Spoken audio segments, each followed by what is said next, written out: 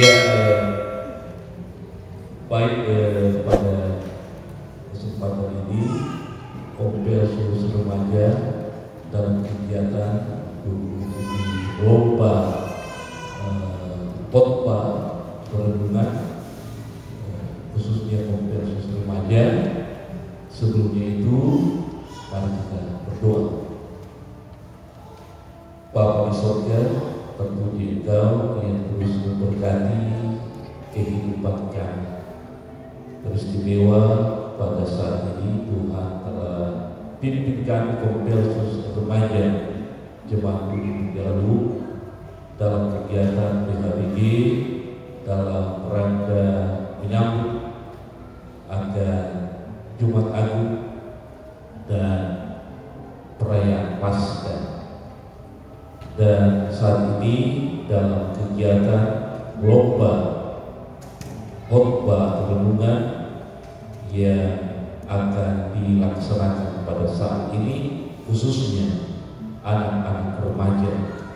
Biar ya Bapak Tuhan berikan kemampuan kepada mereka supaya tugas dan tanggung jawab dan mereka dapat mengikuti lomba khotbah dengan baik, dan juga Tuhan pimpin juri yang akan menilai diberkati oleh Tuhan sehingga mereka dapat melaksanakan tugas dengan baik, bahkan pembina pengurus Kompel Seluruh Remaja diberkati oleh Tuhan. Terima kasih. Ini kami akan berdoa dan mengucap syukur dalam nama Yesus. Amin. Terima kasih kepada Bapak Pendeta Martinus Nambali yang berdoa pada malam ini. Ya, remaja yang diberkati oleh Tuhan, siap mengikuti lomba? Mana suaranya? Siap mengikuti lomba? Coba ada yang satu kali, yel-yel ya. Kompel Seluruh Remaja Jemaat Bumi Mutiara Luwu, puji Tuhan, saya diberkati, kamu diberkati, kita semua diberkati. Boleh sekali lagi? Ya, tolong hadirin semua, jangan gugup, jangan takut. Tuhan bilang jangan khawatir apapun itu juga. Oke? Kompel Seluruh Remaja Jemaat Bumi Mutiara Luwu, puji Tuhan, Saya diberkati, kamu diberkati, kita semua diberkati. luar biasa. Silakan duduk. Iya. Baik, ada Bu juri kita Kak Yani, sama-sama juri kita Kak. Baiklah, juri kita pada malam hari ini yang pertama yaitu Bapak Pendeta Martinus Nambali MPH selaku juri kita yang pertama yang merupakan juga Ketua Jemaat Bumi Mutiara Iya, Luwu. kita tepuk tangan dulu. Yang kedua, juri kita yang kedua yang paling ganteng juga ya, kalah gantengnya Pendeta Nambali, yaitu Kak Jack Vander Tenken STH yang kita berikan tepuk tangan. Ya, Kak Evan. Lanjut panggil Kak Evan. Ya. Kak Yani, boleh diumumkan berapa peserta kita? Baiklah, kalau tadi orang sudah dengarkan juri kita, orang sudah saksikan juri kita memasuki meja. Baiklah, peserta kita pada malam hari ini terdiri dari 18 peserta. Namun 3 orang tidak dapat hadir pada malam hari ini atau berhalangan. Untuk itu, yang hadir pada malam hari ini yang akan mengikuti kegiatan kita pada malam hari ini yaitu 15 peserta. Kita berikan tepuk tangan dulu. Wow, luar biasa. Boleh bersiap. Oke. Baiklah, kita akan segera memulaikan kegiatan kita pada malam hari ini. Jadi Encik Joyce, Kak Yani, Ibu Ipi, beserta sekalian juri yang ada pada malam hari ini memohon kepada para penonton atau teman-teman remaja yang ada untuk kita menyaksikan dengan baik. Kita tenang, kita jangan dulu bercerita supaya teman-teman yang mengikuti lomba yang akan mengikuti khotbah pada malam hari ini semuanya bisa menjadi berkat bagi kita sekalian. Bukan cuma orang tonton saja, tetapi setiap khotbah yang diberitakan akan menjadi berkat bagi kita sekalian. Baik, Langsung kita kayaknya. Iya. orang memulai saja Bisa? Bisa? So bisa? Baik, kita akan panggilkan Kak Yani. Undian pertama atas nama Arcelo Teddy. Dipersilakan. Kita berikan tepuk tangan paling maju.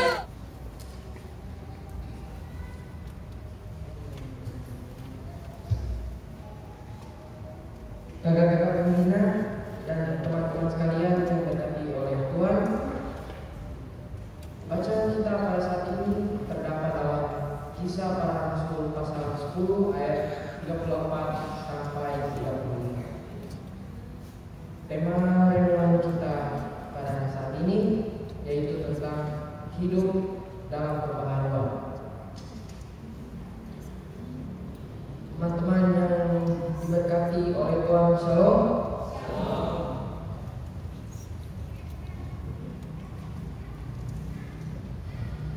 Biasa para orang bertanya, seperti apa itu Paskah?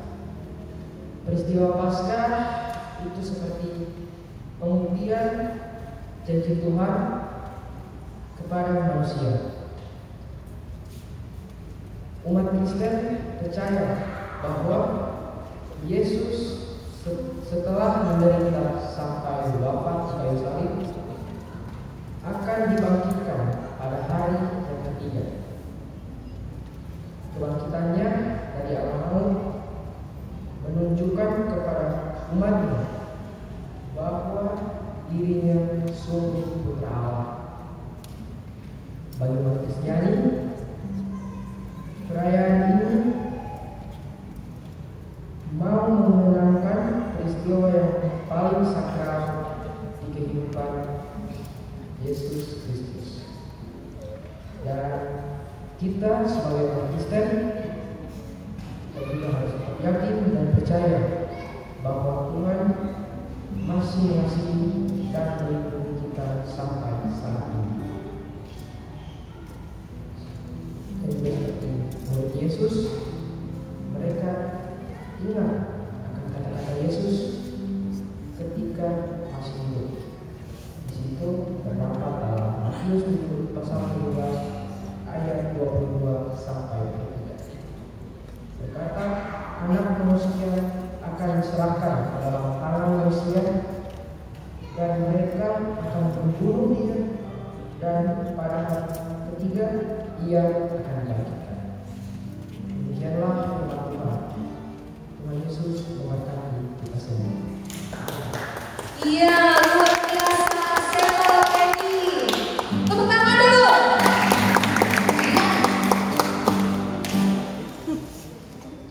Ya, silakan duduk, Arcelo.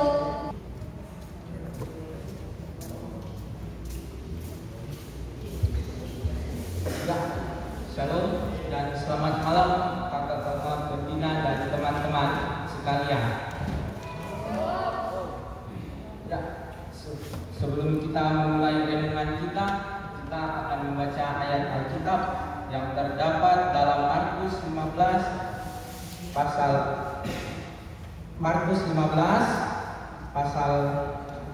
ayat 31. Bacaan Alkitab kita terdapat dalam Markus pasal 15 ayat 31. Jika sudah dapat, mari kita baca secara bersama-sama.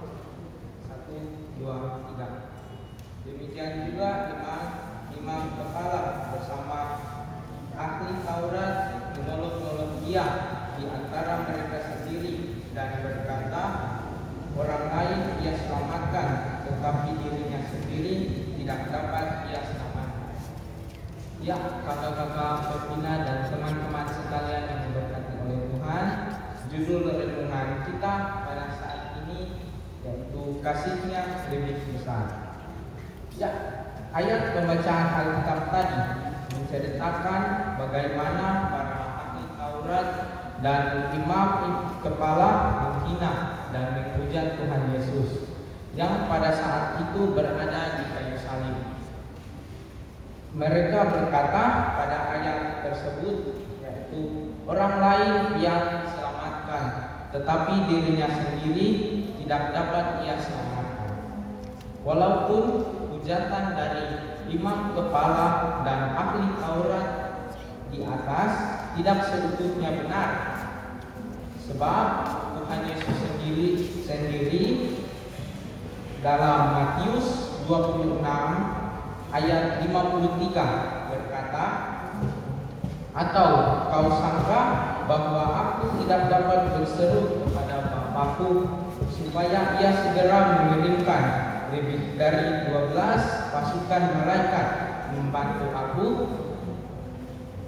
Ya, kakak-kakak pembina dan teman-teman remaja sekalian, tetapi terdapat sebuah makna yang dapat kita ambil dari hujatan para ahli Taurat dan imam kepala di atas, yaitu Tuhan Yesus memilih untuk taat dan tidak menyelamatkan dirinya sendiri dari cawan atau pengadilan dan penghukuman atas segala dosa manusia yang diterima olehnya, yaitu pengorbanan di kayu salib.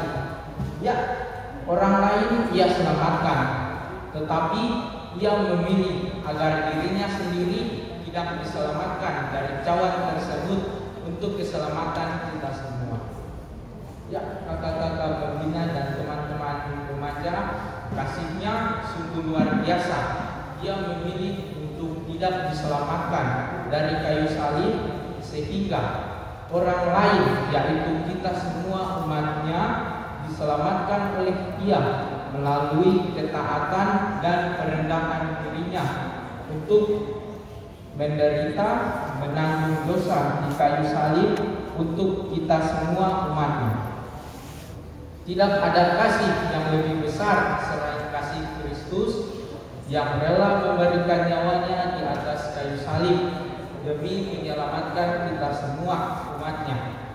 Kakak-kakak pembina dan teman-teman remaja sekalian, oleh karena itu pada momen Prapaskah ini, mari kita saling merenungkan di dalam hati kita masing-masing bahwa dosa kita sangatlah besar, tetapi kasihnya, pengorbanannya, juru selamat kita, yaitu Tuhan Yesus Kristus, jauh lebih besar. Melalui kematiannya di atas kayu salib, melalui karya penebusannya, dibenarkan dan diangkat menjadi anak-anaknya, seperti yang dikatakan pada 2 Korintus pasal 5 ayat 21, yaitu Dia tidak akan mengenal dosa, telah dibuatnya menjadi dosa karena kita, supaya dalam Dia kita dibenarkan oleh Allah. Demikian renungan kita. Shalom dan selamat malam.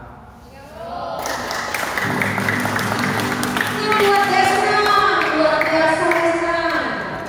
Iya. Silakan dulu Desran. Selanjutnya undian 3 atas nama Davi Tangke. Kita berikan tepuk tangan untuk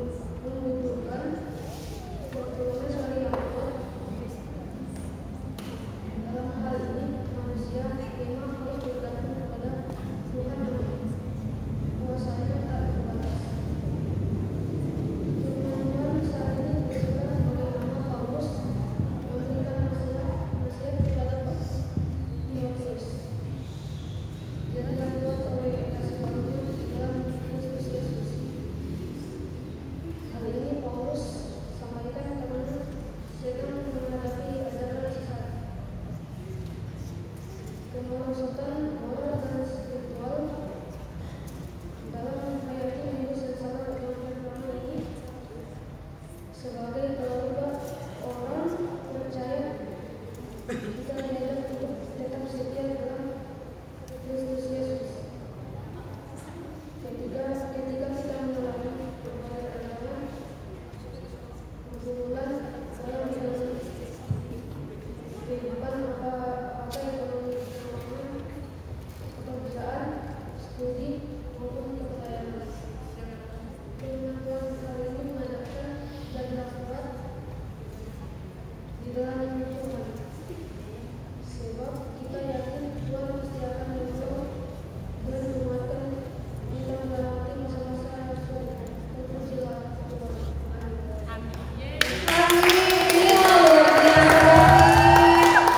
Iya, silakan duduk. Kak Yani. Itulah undian 3 atas nama David Tangke. Baiklah, kita akan masuk dalam undian yang keempat atas nama Jonathan Mume. Kita berikan tepuk tangan.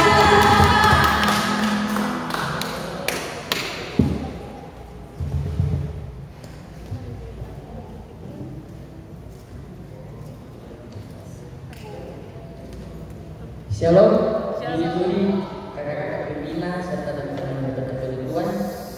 Pembacaan kita tidak pada malam ini terdapat dalam Yesaya 53 ayat 3 sampai 6.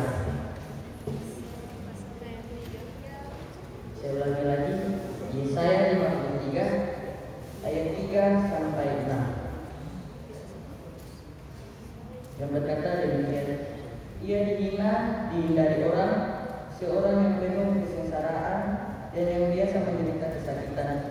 Dia sangat dihina sehingga orang menutup mukanya terhadap dia. Dan bagi kita pun dia tidak masuk hitungan. Tetapi sesungguhnya penyakit kita yang ditanggung-Nya dan kesengsaraan kita yang dipikul-Nya. Padahal kita mengira dia kena tulah, dipukul dan ditindas Allah. Tetapi dia tertikam oleh karena pemberontakan kita. Dia diremukkan oleh karena kejahatan kita, ganjaran yang mendatangkan keselamatan dan kita dilimpahkan kepadanya. Dan oleh pilur-pilurnya kita menjadi sembuh. Kita sekalian sesat seperti domba, masing kita mengambil jalan sendiri. Tetapi Tuhan telah melimpahkan kepadanya kejahatan kita sekalian. Terpujilah Tuhan, amin. Saudara-saudara yang diberkati oleh Tuhan, untuk mengawali renungan ini, saya akan memperdengarkan sebuah kisah.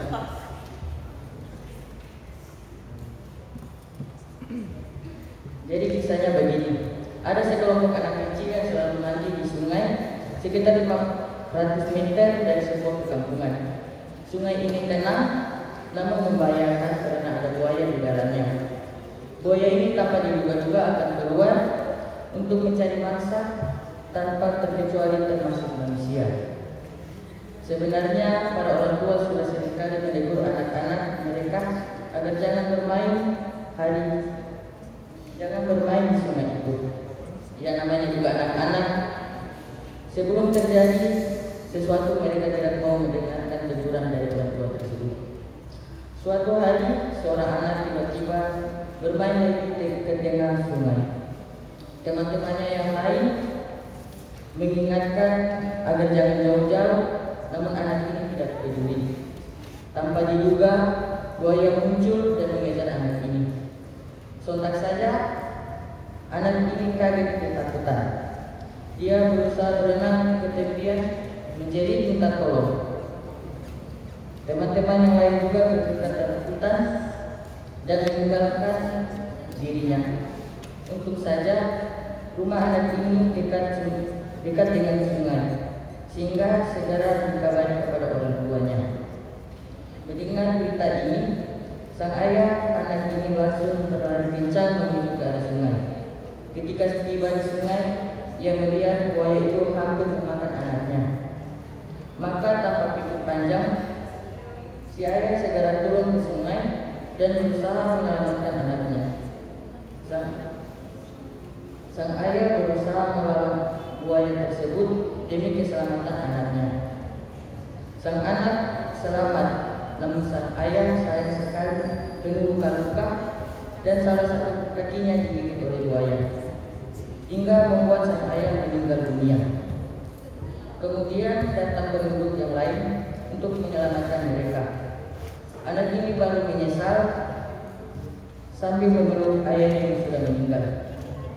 Kisah di atas menceritakan bagaimanapun jahatnya sang anak karena tidak pernah memperdulikan nasihat sang ayah, namun sang ayah tetap mengasihi dia, bahkan rela berkorban untuk keselamatan anaknya. Saudara, kisah cerita tadi mau mengingatkan kepada kita akan kisah Kristus kurang lebih 2000 tahun yang lalu, yang rela menderita, disalibkan, dan pada akhirnya mati demi dosa-dosa manusia. Saudara-saudara yang dikasihi Tuhan, dalam kesaksian Alkitab dikisahkan bagaimana manusia ketika itu sudah tidak peduli dengan Tuhan. Mereka mencari Allah lain yang menurut mereka dapat memberi keselamatan. Tuhan juga tetap sayang dengan menegur sambil memanggil mereka untuk kembali kepadanya. Dia mengirim nabi-nabi seperti Elia, Elisa, Yesaya, Yeremia, Hosea, Amos, dan lain-lain agar mereka kembali.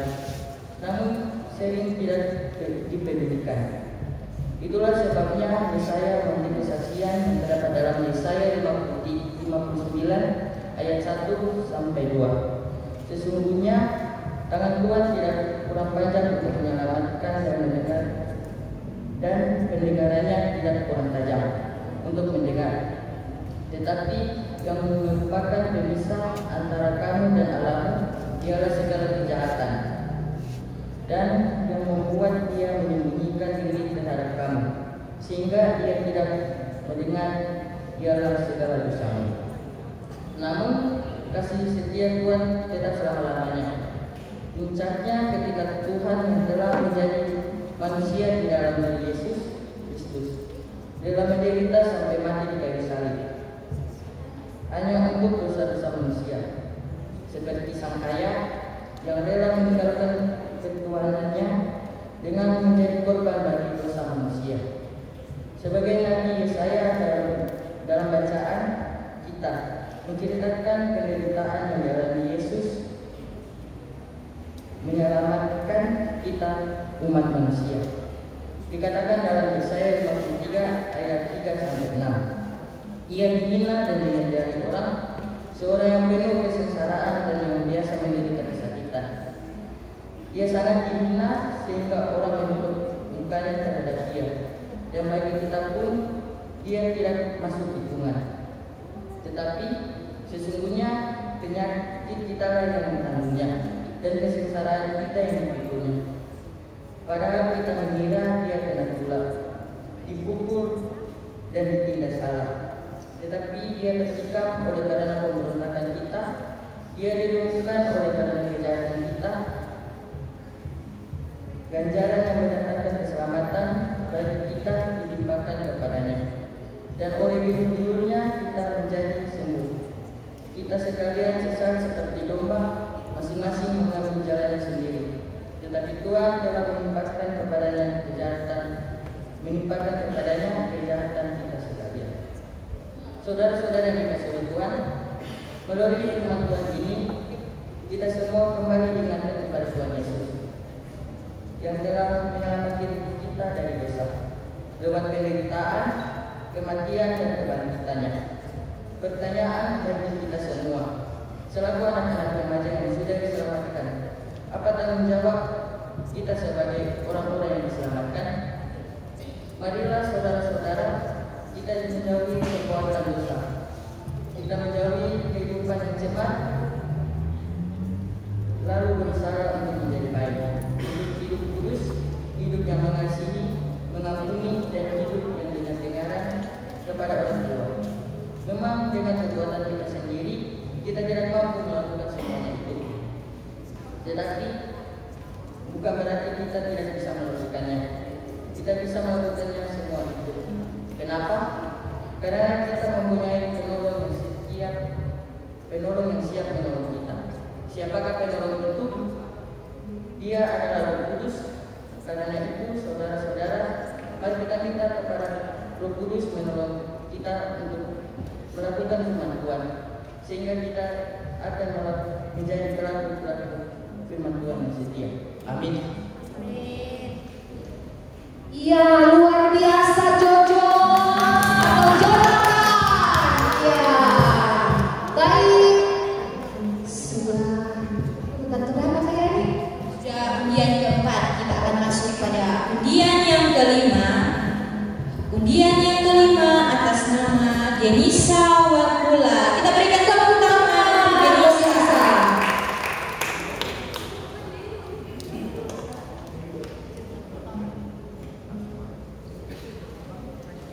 Kakak Pemina dan teman-teman remaja sekalian yang diberkati Tuhan, Shalom. Bacaan kita pada saat ini terdapat dalam Filipi 2 ayatnya yang ke-8. Akan saya ulangi, Filipi pasal 2 ayatnya yang ke-8, yaitu, dan dalam keadaan sebagai manusia, ia telah merendahkan dirinya dan taat sampai mati, bahkan sampai mati di kayu salib.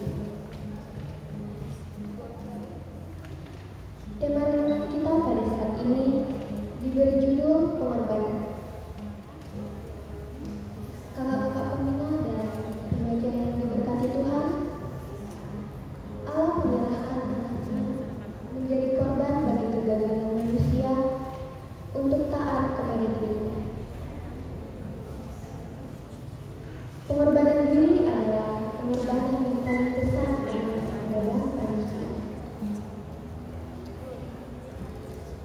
Pengorbanan diri yang ditunjukkan manusia demi keluarga dan bangsa adalah gambaran umum tentang kepahlawanan manusia yang dihormati oleh setiap bangsa di dunia ini.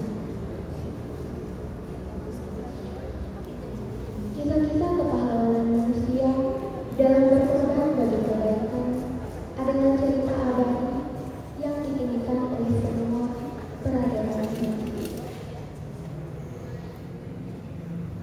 Jika manusia rela mengorbankan dirinya untuk kebahagiaan orang atau bangsa, itu merupakan pengorbanan yang mulia. Namun, tetaplah mereka tidak lepas dari motivasi yang berdosa. Tetapi Allah yang suci dan mulia rela berkorban bagi ciptaannya adalah kisah yang sangat sulit untuk dipahami. Pengorbanan Allah melalui Yesus adalah hadiah terbesar bagi kita yang telah dipilih untuk menikmati anugerah Sang Mati. Peristiwa ini memampukan kita untuk hidup bersyukur dan bersukacita mengabarkan kebaikan Tuhan kepada kita. Demikianlah firman Tuhan. Tuhan Yesus memberkati dengan firman-Nya. Ya, kita beri tepuk tangan buat Denisa. Luar biasa. Mengajarnya kita semua kita bikin terkopak kayak Denisa. Iya. Baru lima undian sudah terlihat dari Sudah bagus semua ini calon-calon ini Pak. Pendeta dan ibu pendeta ini kemudian hari Tuhan berkati. Ya, kayaknya urutan berikut apa? Baiklah, sebelum orang melanjut undian ke-6, untuk yang peserta mungkin ada yang tegang-tegang, supaya tidak terlalu tegang, orang puji Tuhan dulu. Orang menyanyi satu pujian, Tuhanlah kekuatan dan mazmurku. Ya, semuanya yang tepuk tangan dan tersenyum dong.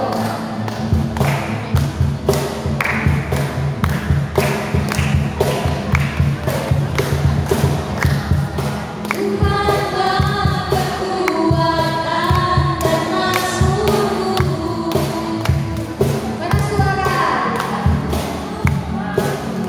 Dan keselamatanku. Oh.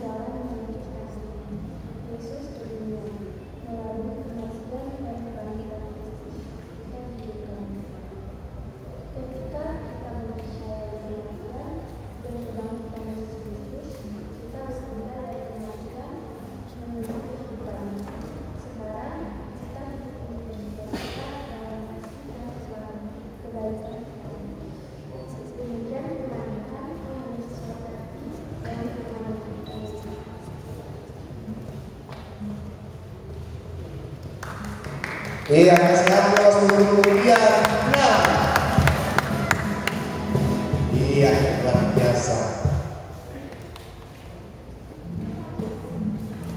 Selanjutnya ada undian 7 atas nama Sena Sarubang. Kita berikan tepuk tangan untuk Sena.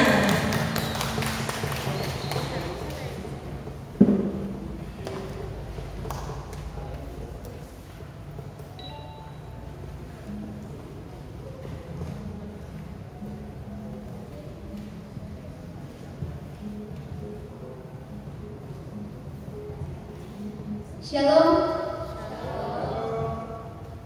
Pembacaan Alkitab kita pada saat ini terdapat pada Yohanes pasal 19 ayatnya yang ke-30. Saya ulangi kembali, pembacaan kita pada saat ini terdapat pada Yohanes pasal 19 ayatnya yang ke-30. Berkata demikian.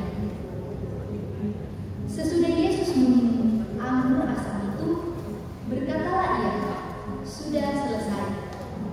Lalu ia menundukkan kepalanya dan menyerahkan nyawanya. Kakak-kakak pemuda remaja dan teman-teman sekalian yang diberkati oleh Tuhan Yesus Kristus, Shalom.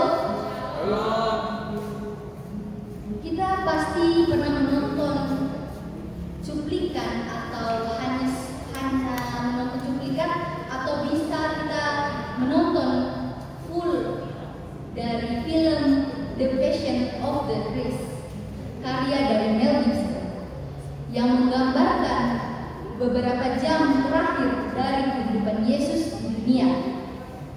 Kita melihat berbagai gerak dan siksaan yang dialami oleh Tuhan Yesus Kristus yang di luar batas kewajaran dari manusia, yang hingga akhirnya wafat di atas kayu salib. Ketika film-film Yesus sebelumnya belum berani ditampilkan,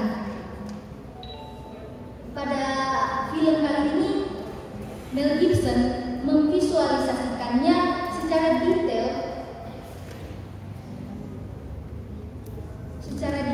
setelah melakukan beberapa observasi yang mendalam bagaimana kejadian yang sangat mengerikan itu terjadi, yang dimana Yesus harus menderita, memikul salib, bajunya dirobek, tubuhnya tercabik-cabik oleh cambuk, hingga ia harus disalibkan di atas kayu salib. Hasilnya memang sangat mengerikan untuk dilihat. Ada begitu banyak orang yang menangis ketika menontonnya, dan tidak sedikit pula ada yang tidak berani melihat adegan demi adegan yang ditunjukkan. Pada film itu juga pemeran dari Yesus dari film itu, yaitu James Caviezel, sampai mengalami pergeseran sendi bahu ketika memotong salib.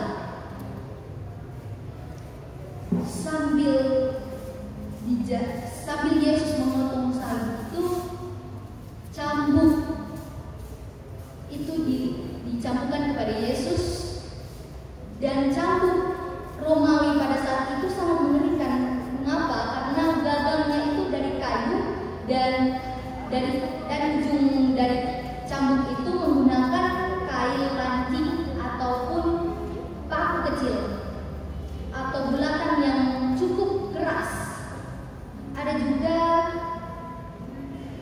yang seperti saya katakan tadi, itu kail pancing yang sangat tajam, siap untuk mencabik-cabik daging orang yang terkena dari lecutan cambuk itu. Berbagai penelitian menunjukkan bahwa ada ratusan lecutan yang mendera Yesus, di mana setiap lecutan merobek beberapa bagian tubuh akibat adanya percabangan pada cambuk itu. Mahkota duri, memikul salib, dipaku di atas kayu salib, ditombak pula di bagian lambung. Itu sangat mengerikan, hingga akhirnya Yesus pun wafat di atas kayu salib. Saya yakin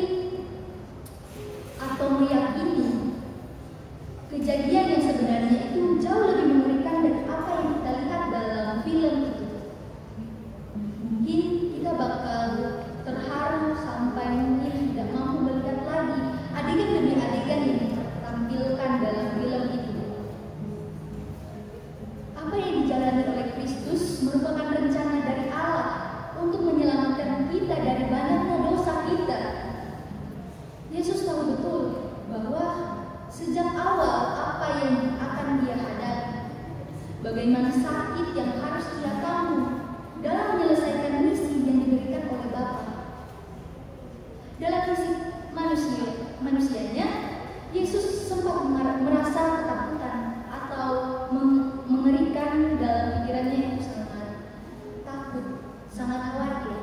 Namun pada akhirnya dia menyerahkan sepenuhnya sesuai dengan kehendak Allah. Yesus sangat mengasihi manusia, dan dia juga tahu betul bahwa betapa Bapa pun mengasihi kita, sehingga dia harus melalui semuanya itu untuk menggenapkan karya keselamatan bagi semua orang.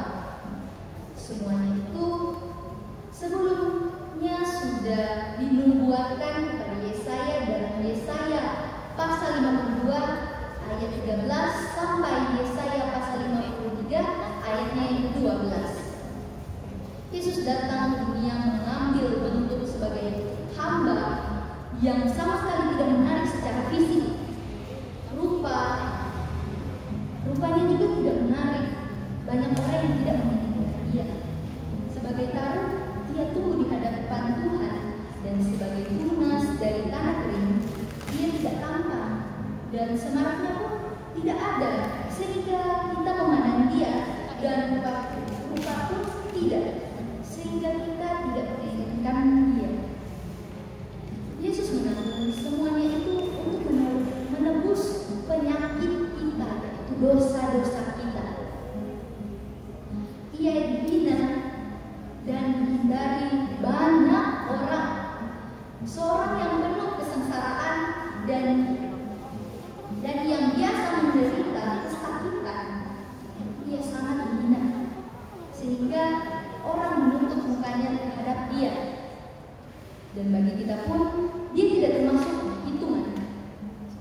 Tetapi sesungguhnya penyakit kita yang ditanggungnya, dan kesengsaraan kita yang dipikulnya. Padahal kita mengira dia kena tulah, dipukul, dan ditindas Allah. Semua penderitaan dia tanggung atas kejahatan dan pemberontakan kita. Dia dihukum supaya menyelamatkan kita dari dosa. Seperti banyak orang akan tertegun melihat dia begitu buruk rupanya, bukan seperti manusia lagi, dan tampaknya bukan seperti anak manusia lagi. Tetapi dia tertikam oleh karena pemberontakan kita. Dia ditemukan oleh karena kejahatan kita. Ganjaran yang mendatangkan keselamatan bagi kita ditimpakan kepadanya, dan oleh bilur-bilurnya kita menjadi sembuh. Inilah kehendak Tuhan. Hanya satu kali melalui karya penebusan Yesus kita menjadi dibenarkan dan mendapatkan pemulihan hubungan dengan Allah Bapa Tuhan kita. Yesus kita menjadi, tetapi Tuhan berkehendak menemukan dia dengan kesakitan. Apabila dia menyerahkan dirinya sebagai korban penebus salah, ia akan melihat keturunannya, umurnya lanjut, dan kehendak Tuhan akan terlaksanakan atau terlaksana olehnya. Sesudah itu, kesusahan jiwanya ia akan melihat terang dan menjadi puas. Hambaku itu sebagai orang yang benar akan membenarkan banyak orang oleh hikmatnya, dan kejahatan mereka dia pukul. Misi yang luar biasa berat untuk ditanggung oleh anak manusia yang seharusnya tidak layak untuk dihukum sedemikian rupa, demi menyelamatkan kita yang seharusnya tidak layak untuk menerima keselamatan. Demikianlah besarnya bentuk kasih Allah kepada kita. Maka sesaat Yesus wafat, dia pun mengatakan sudah selesai, atau dalam bahasa Inggrisnya mission accomplished. Kita menerima keselamatan lewat karya penebusan Kristus lewat Yohanes pasal 3 ayatnya yang ke-16.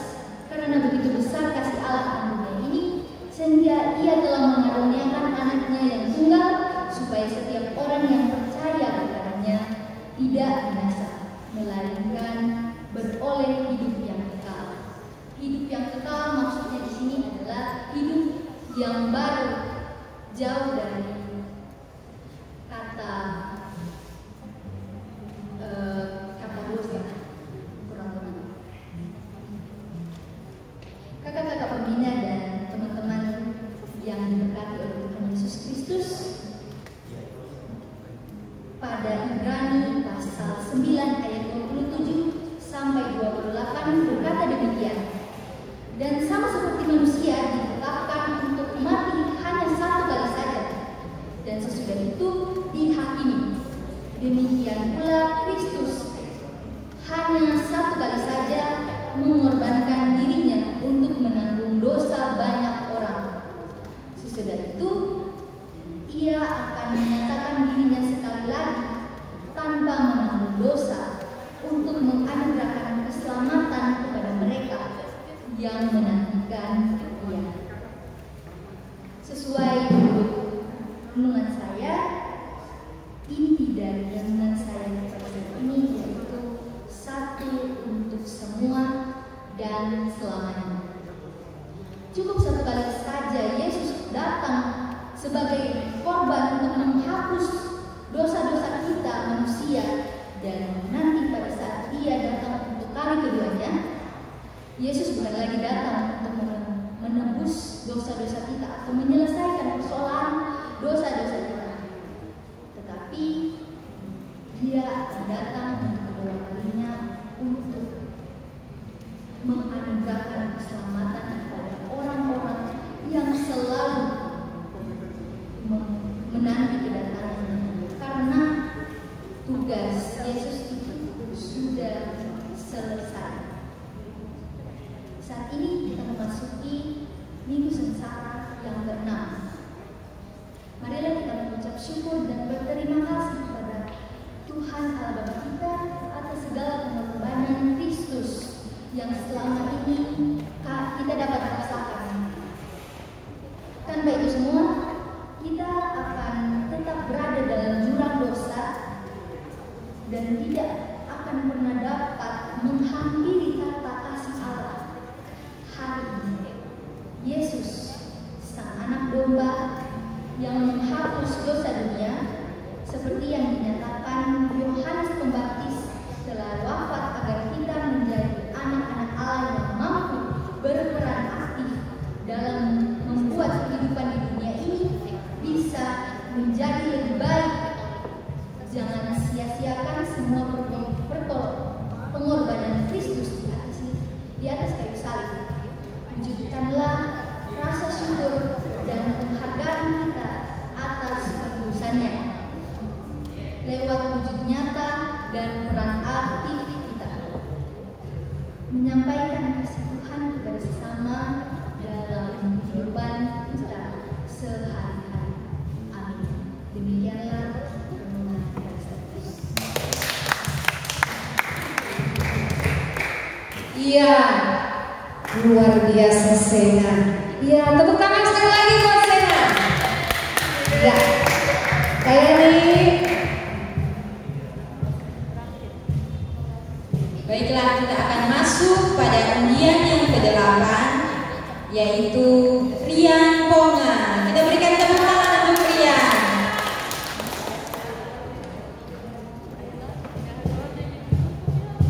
Shalom. Kita masuk dalam pembacaan Alkitab yang saya ambil dalam Lukas pasal 9 ayat 23 yang berkata, katanya kepada mereka semua, setiap orang yang mau mengikut aku, ia harus menangkal dirinya, memikul salibnya setiap hari dan mengikut aku. Kita masuk dalam renungan. Adapun renungan pada kali ini yang berjudul memikul salib kita sendiri. Kakak-kakak pembina dan teman-teman remaja yang diberkati oleh Tuhan, baik Yesus yang memikul salib ke Bukit Golgota, kita semua pun memikul salibnya sendiri. salib di sini dapat menjadi kesedihan, kekecewaan, atau segala beban hidup yang dapat mengusik hidup kita. Memang benar, hidup dipenuhi oleh berbagai tantangan. Meskipun begitu, dengan percaya dan mengikuti teladannya, kita akan mendapat buah kemenangan. Jadi teruslah bersabar dan bersemangat memikul salib kita sehari-hari. Demikian firman Tuhan, Tuhan Yesus memberkati. Amin. Luar biasa. Tepuk tangan buat Rian. Iya. Ya, yang lagi. Selanjutnya undian yang ke-9 atas nama Edo Oko. Kita berikan tepuk tangan. Edo. Iya.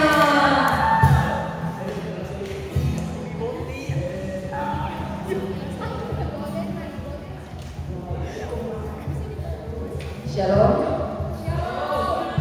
Kakak pemuda dan teman-teman sekalian dari Tuhan, bacaan kita pada saat ini terdapat dalam Keluaran 12 ayat 6 sampai 7. Keluaran pasal 12 ayat 6 sampai 7.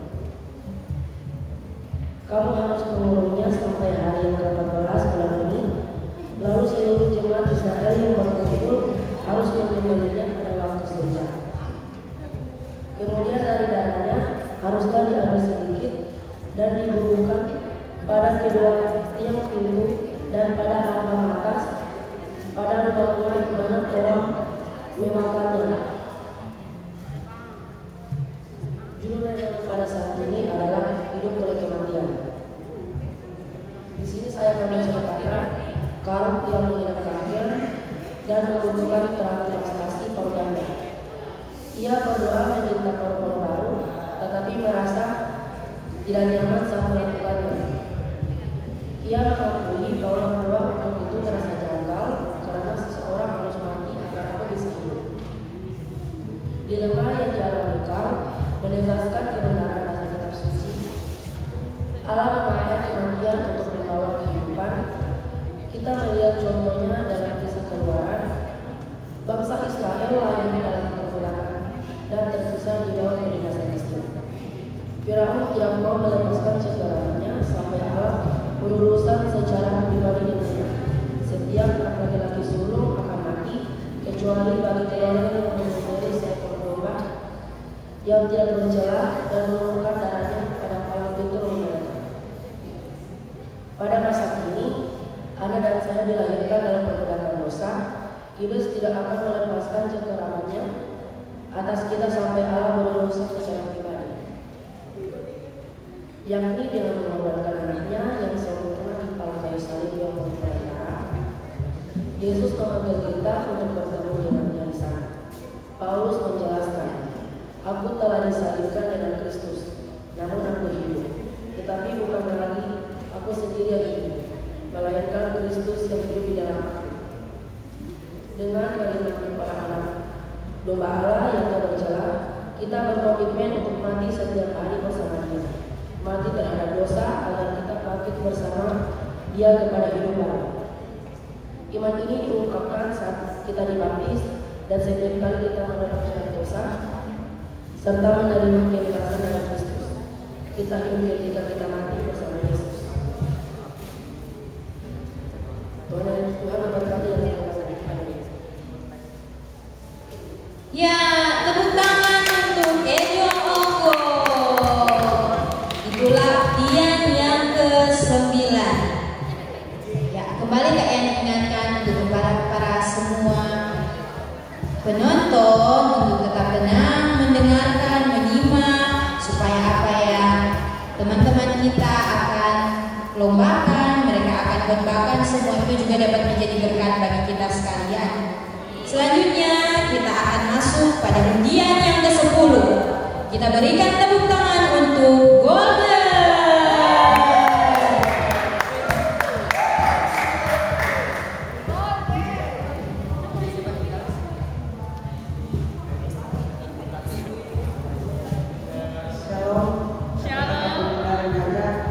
Teman-teman sekalian, bacaan kita terdapat dalam 2 Timotius pasal 2 ayat 1 sampai 2. Panggilan untuk ikut menderita. Sebab itu, hai anakku, jadilah kuat oleh kasih karunia dalam Kristus Yesus. Apa yang telah engkau dengar daripadaku di depan banyak saksi, percayakanlah itu kepada orang-orang yang dapat dipercayai, yang juga dapat mengajar orang lain. Tema renungan kita pada hari ini, jadilah kuat oleh kasih karunia Kristus Yesus. Di sini Paulus mendorong Timotius supaya teguh dan teguh dalam pekerjaan. Jadilah kuat oleh kasih karunia dalam Kristus. Perhatikanlah orang-orang yang memiliki pekerjaan yang harus dikerjakan untuk Allah, harus membangkitkan diri untuk dikerjakan untuk Allah, sendiri, mereka sendiri untuk melakukannya, dan menguatkan diri mereka sendiri menjadi kuat oleh kasih karunia dalam Kristus dapat dipahami sebagai kebalikan dari kelemahan kasih karunia. Di mana ada kebenaran kasih karunia, situ harus ada kerja keras dengan kekuatan, karena kasih karunia ketika pencobaan kita hadapi meningkat, kita perlu berilmu menjadi semakin kuat dan lebih kuat lagi di dalam hal yang baik. Iman kita lebih kuat, tekad kita lebih kuat, kasih kita kepada Allah dan Kristus lebih kuat. Atau ini dapat dipahami kekuatan kita diri sendiri. Jadilah kuat bukan karena dengan kasih karunia yang ada dalam Kristus. Hendaklah kamu kuat di dalam Tuhan, di dalam kekuatan kuasanya kepada Kristus. Berjanji lebih memilih mati, dikuat dengan kekuatannya sendiri. Kalau saja dia kuat dengan kasih karunia yang ada di dalam Yesus, kita pasti dapat mempertahankan pendiriannya yang lebih baik. Persoalan dan tantangan dalam berbagai kehidupan sekali membuat semangat hidup orang percaya berkurang dan menjadi lemah. Tetapi di saat ada nasihat, jadilah kuat, maka akan menentukan semangat yang baru. Jadilah kuat adalah suatu proses dari yang lemah menjadi kuat. Proses itu butuh waktu, ada yang cepat atau tetapi ada yang lama. Proses itu menjadi kuat di mana orang yang lemah tak berdaya, membutuhkan pertolongan dari yang kuat. Dalam hal ini, manusia lemah harus bergantung kepada Tuhan Yesus yang kekuasaannya tak terbatas. Firman Tuhan saat ini berisikan bagaimana Paulus memberikan nasihat kepada Timotius. Jadilah kuat oleh karena kasih karunia dalam Yesus Kristus. Hal ini Paulus sampaikan kepada jemaat sedang menghadapi ajaran sesat, kemerosotan moral dan spiritual. Dalam menghayati mengusung cara yang pertama ini, sebagai keluarga orang percaya, kita diajak untuk tetap setia di dalam Yesus Kristus. Sebagai keluarga orang percaya, ketika mengalami berbagai tantangan, pergumulan dan berbagai bidang kehidupan, apakah ekonomi, keuangan, pekerjaan, studi maupun pelayanan. Firman Tuhan hari ini mengajarkan, jadilah kuat, kokoh, teguh di dalam Tuhan. Sebab kita yakin Tuhan pasti akan menolong dan menguatkan kita melewati masa-masa sulit. Terpujilah nama Tuhan. Baik, inilah undian 10 atas nama Golden. Kita berikan tepuk tangan dulu untuk Golden. Ya, kita akan lanjut pada undian yang ke-11. Karena undian ke-11 tidak hadir pada malam hari ini, kita lanjut pada undian yang ke-12. Undian ke-12 atas nama Titan Patori. Kita berikan tepuk tangan untuk Titan.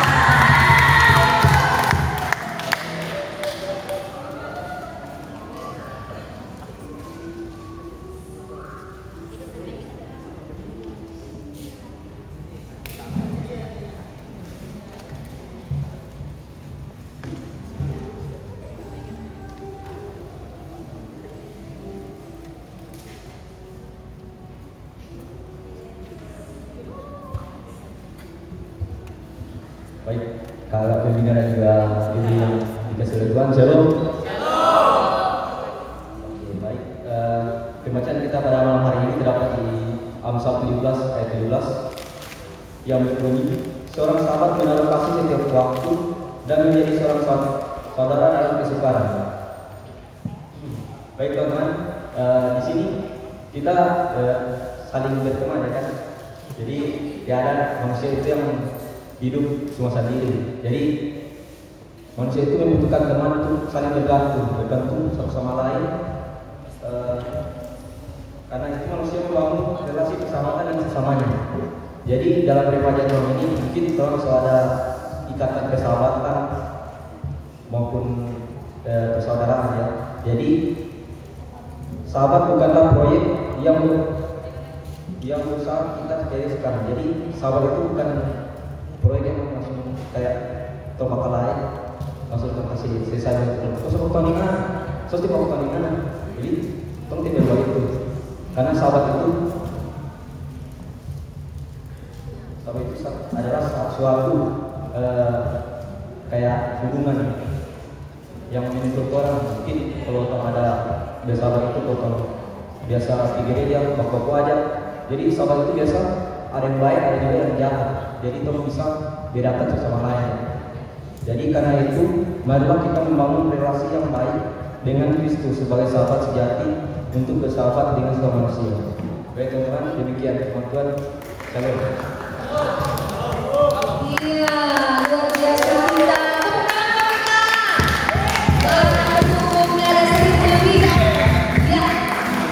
Selanjutnya undian ke-13. Undian ke-13 atas nama Selomita Sintu. Kita berikan tepuk tangan.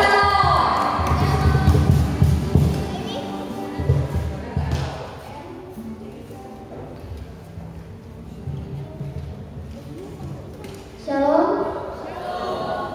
Kalau kita pembina dan teman-teman remaja yang dikasihi oleh Tuhan, pembacaan kita pada saat ini terdapat di dalam 1 Yohanes pasal 4 ayatnya yang ke-10 hingga 11. Lembaga Alkitab memberi judul Allah adalah kasih. Inilah kasih itu, bukan kita yang telah mengasihi Allah, tetapi Allah yang telah mengasihi kita dan yang telah mengutus anaknya sebagai pendamaian bagi dosa-dosa kita. Saudara-saudaraku yang terkasih, jikalau Allah sedemikian mengasihi kita, maka haruslah kita juga saling mengasihi. Demikian firman Tuhan. Renungan kita pada saat ini dibawa judul Hidup Tanpa Pamrih. Saudara-saudari yang dikasihi Tuhan, kita tahu bahwa Yesus datang ke dunia yang penuh dosa, bukan untuk datang menghakimi, tetapi dengan kasih-Nya, Ia datang untuk menjadi sama seperti manusia. Bahkan rela mati di atas kayu salib untuk menyelamatkan manusia dari dosa-dosanya. Namun, pernahkah Ia meminta kita untuk membalas kasih-Nya? Pernahkah Ia meminta kita untuk merasakan sisanya saat kayu salib? Bahkan tak pernah sama sekali, sebab Ia mengasihi manusia kalau banyak manusia yang bahkan tak mengasihinya. Ketika kita memberikan bantuan kepada sesama dan mereka tak menunjukkan terima kasih, kita tentu akan berpikir betapa tidak sukanya orang tersebut setelah diberikan bantuan dari kita. Bahkan sekarang kita pun berharap untuk kebaikan kita dibalas. Lalu saat hati kita putus, kecewa yang ada dalam hati kita. Namun bukan kita juga seperti itu. Yesus telah rela mati demi anak-anaknya, namun kita dengan mudahnya berbuat dosa lagi dan lagi dengan rasa bangga. Apakah Yesus akan? Yesus tidak kecewa, dan Yesus tidak membenci ketika kita berkali-kali menyepelekan pengorbanannya. Justru Ia selalu menunjukkan tangan kasih-Nya pada kita semua. Saudara-saudari yang dikasihi oleh Tuhan, marilah kita belajar dari Yesus yang mengasihi kita tanpa pamrih sedikit pun. Yesus saja mengorbankan darahnya tak ada harap dibalas darah juga. Lalu pantaskah kita pada sesama berharap balasan untuk kebaikan kecil yang kita lakukan? Marilah bersama hidup tanpa pamrih, karena hidup tanpa pamrih adalah bentuk wujud kasih kita pada Yesus dan sesama. Tuhan Yesus memberkati kita dalam firman-Nya. Amin. Amin. Iya, tepuk tangan buat Selo. Luar biasa.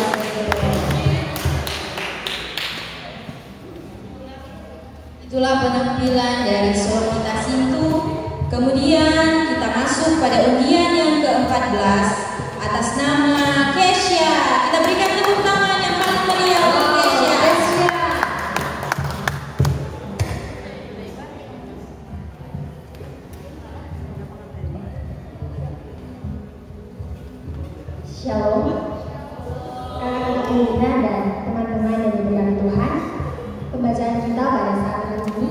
terdapat dalam kitab Yohanes pasal 20 ayat 1 sampai 10. Saya ulang kembali, Yohanes pasal 20 ayat 1 sampai 10.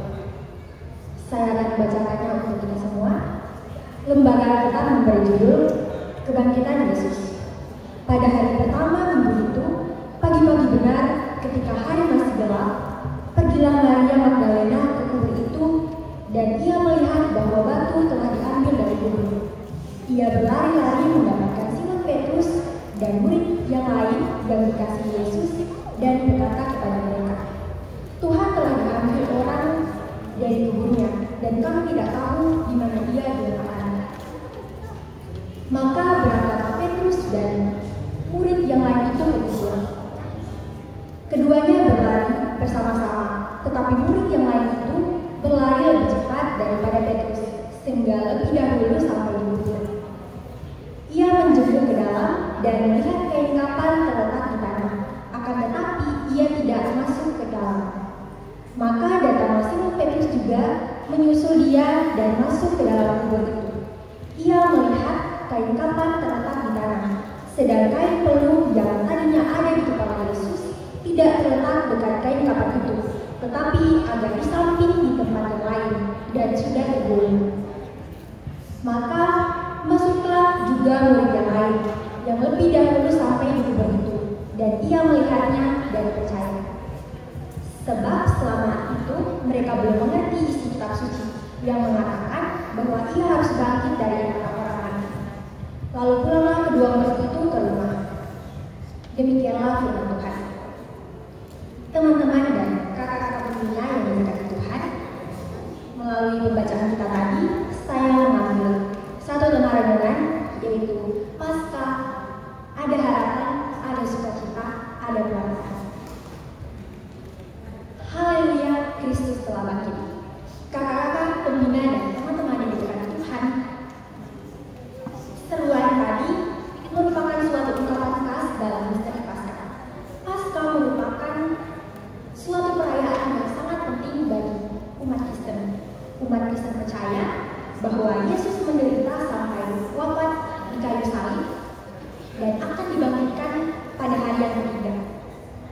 Kebangkitannya dari alam maut menunjukkan kepada umatnya bahwa dirinya sungguh-sungguh putra Allah.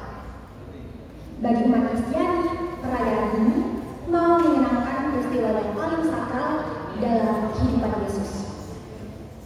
Teman-teman dan kakak-kakak pembina yang diberkati Tuhan, peristiwa Paskah merupakan pembuktian janji Tuhan kepada umat manusia.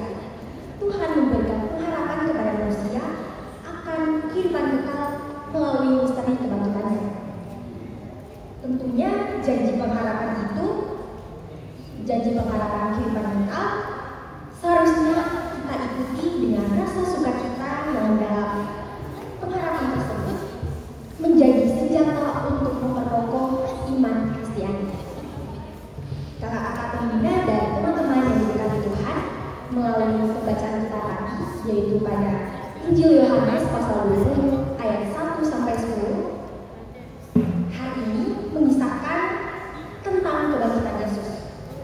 Peristiwa kebangkitan hendak menunjukkan kepada kita betapa cintanya para murid Yesus kepada Yesus, meskipun harapan akan Yesus sebagai penyelamat sedang pudar dengan peristiwa kematian Yesus di kayu salib. Namun secuil harapan, secuil iman yang dimiliki meyakinkan para murid Yesus bahwa Yesus tidak akan meninggalkan mereka begitu saja. Mereka ingat akan perkataan Yesus waktu Yesus masih hidup, yaitu anak manusia akan diserahkan ke dalam tangan manusia dan mereka akan membunuh dia, dan pada hari ketiga ia akan dibangkitkan. Matius pasal 17 ayat 22 sampai 23. Teman-teman dan kakak-kakak pembina yang diberkati Tuhan, bermula dari Maria Magdalena yang pergi ke kubur untuk memberi rempah-rempah, namun yang dijumpai harapan hampir pudar perlahan-lahan timbul setelah melihat batu yang sudah dikulik. Harapan tersebut bersamaan dengan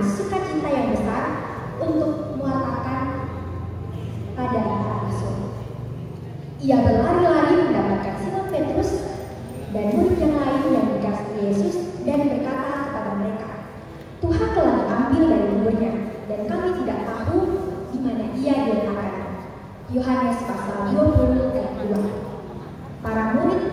Para rasul pun tidak tinggal diam. Harapan mereka pun muncul kembali setelah mendengar berita dari Maria Magdalena. Para rasul yang diwakili oleh Simon Petrus dan Yohanes berlari menuju ke kubur.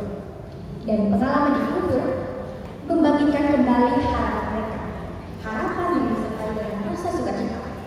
Dan sama seperti para Maria Magdalena, para murid pun dengan sukacita pergi mewartakan dan membagikan pengalaman mereka kepada yang lain. Teman-teman yang diberkati Tuhan, serta kakak-kakak pembina yang diberkati Tuhan, di sini Yesus mau mengajarkan kepada kita bahwa ada pengharapan baru di dalam Dia. Syaratnya adalah tanggapan kita untuk mau dituntun keluar dari kegelapan hidup dan menuju terangnya yang ajaib. Melalui pertobatan yang kita buat selama masa Prapaskah dapat membantu kita mengalami kerahimannya.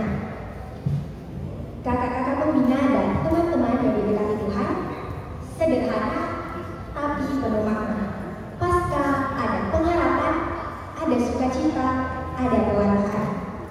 Sikap para murid Yesus inilah yang perlunya kita rasakan dalam perayaan Paskah. Harapan akan keselamatan yang diberikan Yesus kepada kita. Tentunya harapan tersebut disertai dengan rasa sukacita yang mendalam. Sehingga kabar sukacita ini senantiasa kita lakukan.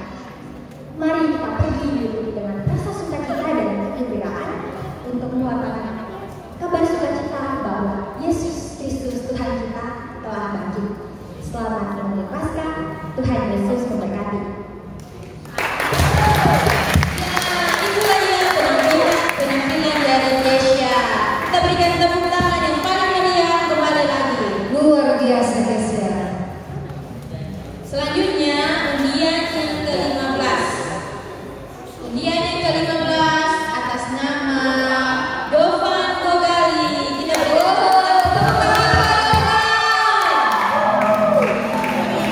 Banyak penggemar Kak Dovan.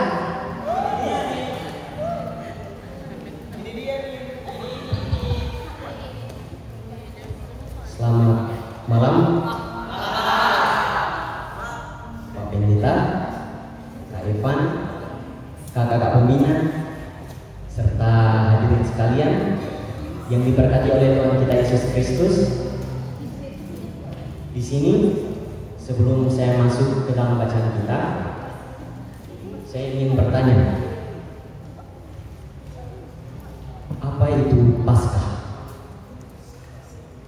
Ada yang bisa menjawab?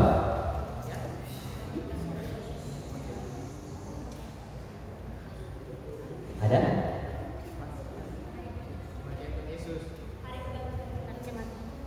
Oke, saya akan kunci jawabannya. Di sini Paskah memiliki arti kemenangan. Paskah sendiri juga ini memiliki arti yang khusus dalam kehidupan kita sehari-hari. Yang pertama, kematian Kristus telah menebus dosa kita, dan kebangkitan Kristus telah memberikan kita kemenangan atas segala dosa. Yesus Kristus adalah pahlawan bagi setiap orang yang percaya, yang sudah terselamatkan dari maut dan diberi kemenangan atas segala dosa yang kita lakukan. Di sini anugerah tersebut bukan hanya dirasakan oleh kita sekarang ini sebagai orang-orang yang percaya, namun dirasakan oleh Musa, Yosua, Harun, Hur, bangsa Israel dalam perjanjian lama. Nah, maka itu bacaan kita pada hari ini terdapat pada Keluaran 17 ayat yang ke-16 hingga ayatnya yang ke-13 hingga ayatnya yang ke-16. dengan perikop judul Kemenangan orang Israel melawan orang Amalek. Sini saya akan lambang. Demikianlah Yosua mengalahkan Amalek dan rakyatnya dengan mata pedang. Kemudian berfirmanlah Tuhan kepada Musa, tuliskanlah semua ini dalam sebuah kitab sebagai tanda peringatan, dan ingatkanlah ke telinga Yosua bahwa aku akan menghapuskan sama sekali ingatan kepada Amalek dari kolong langit. Lalu Musa mendirikan sebuah mezbah dan menamainya Tuhanlah panji-panjiku. Ia berkata, tangan di atas panji-panji Tuhan berperang melawan Amalek turun-temurun. Berbahagialah orang yang membaca serta mendengarkan cerita firman Tuhan. Shalom. Oke, di sini tema renungan yang saya beri judul Tuhanlah panji-panjiku. Nah, di sini saya ingin bertanya kepada teman-teman. Pasti teman-teman pernah nonton film Spider-Man. Nah, di sini yang saya ingin tanya, apa yang dilakukan oleh Spider-Man? Ada yang bisa menjawab?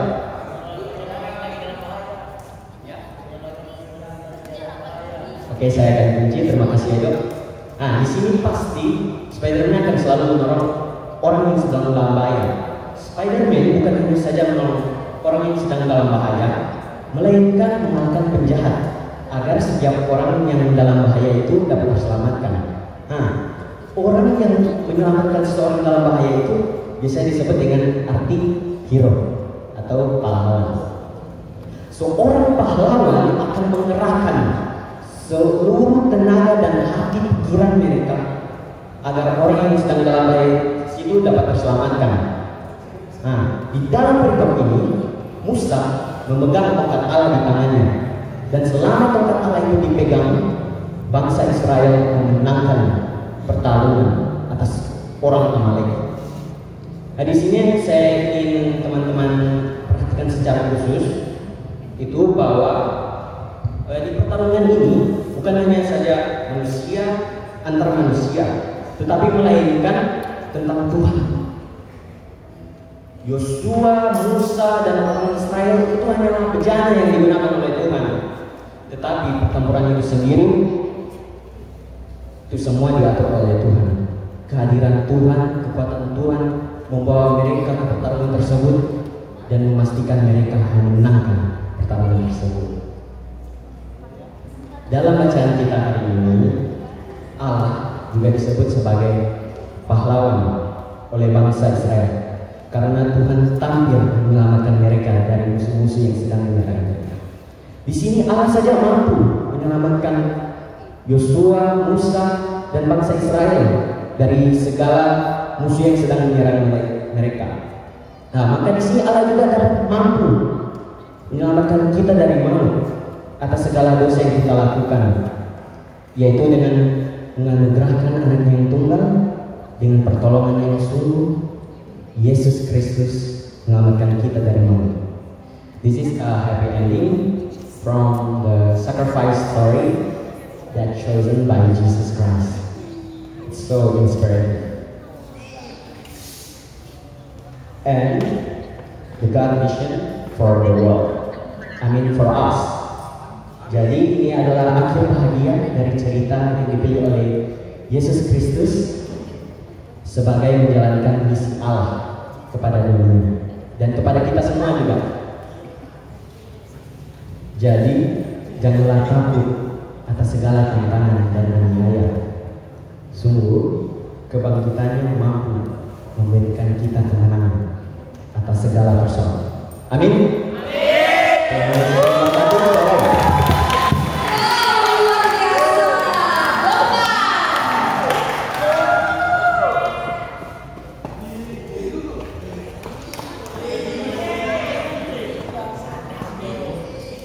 Iya. Sekarang kita beralih kepada nomor undian yang ke-16. Siap-siap, kami panggilkan nomor undian 16 atas nama Gracie. Kasih aplaus buat Gracie. Iya. Tuhan diri yang terhormat, inilah dia nomor undian 16.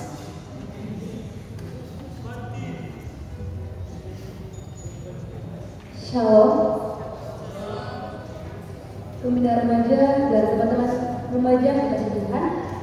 Pembacaan kita pada malam hari ini saya ambil di dalam Perjanjian Baru, yaitu di dalam Filipi pasal yang kedua, ayat yang ke-8 yang berbunyi demikian. Dan dalam keadaan sebagai manusia, ia telah merendahkan dirinya dan taat sampai mati, bahkan sampai mati di kayu salib. Demikianlah firman Tuhan.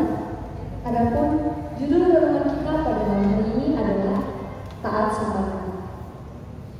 Dari tempat tertinggi, seorang anak raja yang memiliki jagat semesta menjadi seorang manusia, menempatkan dirinya sama dengan ciptaan. Seberapa besar kemampuan kita untuk bisa sama seperti Dia, pencipta manusia yang berkorban untuk ciptanya sendiri atas nama cinta kasih? Saudara-saudara, Kristus telah memberikan kita sebagai orang yang percaya, telah dikaruniai penghargaan terbesar untuk memperoleh penebusan atas dosa kita. Tuhan Yesus Kristus rela mati untuk kita, disiksa, didera, diludahi, bahkan mati di kayu salib demi menebus dosa yang tidak diperbuat.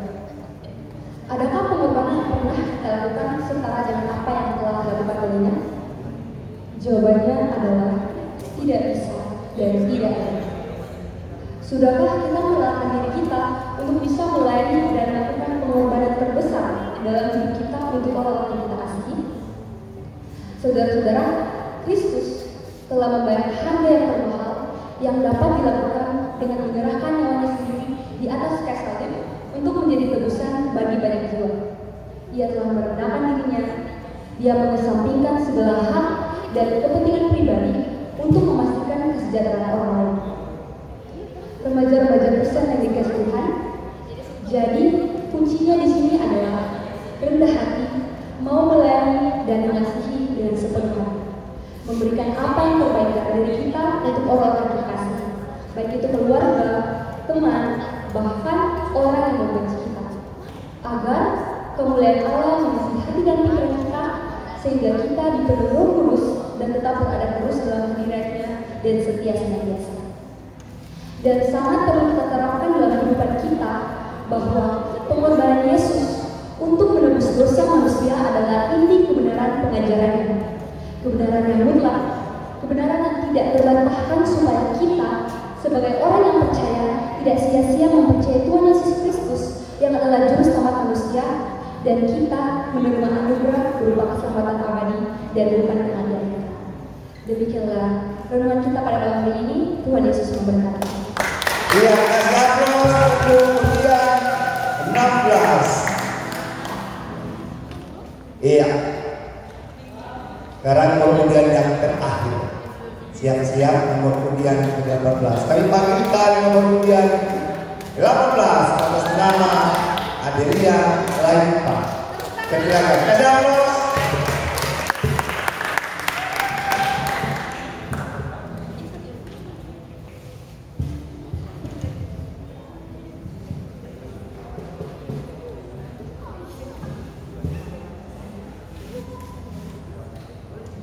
Shalom semua. Shalom. Kakak pembina dan teman-teman yang dikasihi Tuhan, bacaan kita pada saat ini terdapat pada 2 Timotius pasal 2 ayat 4 sampai 6 yang berkata demikian. Seorang prajurit yang sedang berjuang tidak memusingkan dirinya dengan soal-soal penghidupannya, supaya dengan demikian ia berkenan kepada komandannya. Seorang olahragawan menyatakan memperoleh mahkota sebagai juara apabila ia bertanding menurut peraturan-peraturan olahraga. Seorang petani yang bekerja keras haruslah yang pertama menikmati hasil usahanya. Demikian bacaan kita pada hari ini. Tema renungan kita pada hari ini yaitu mentalitas seorang remaja Kristen. Kalau pembina dan teman-teman yang diberkati Tuhan, surat Paulus salah satu surat yang ditulis oleh Paulus untuk Timotius. Perlu kita ketahui